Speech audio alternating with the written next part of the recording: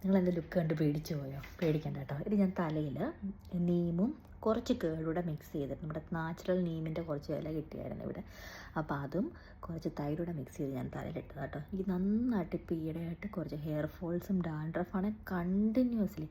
എന്തൊക്കെ ചെയ്തിട്ടും ഡാൻഡ്രഫ് മാറുന്നില്ല. അപ്പോൾ എനിക്ക് കിട്ടിയ അവസാനത്തെ ഒരു വഴിയാണ്.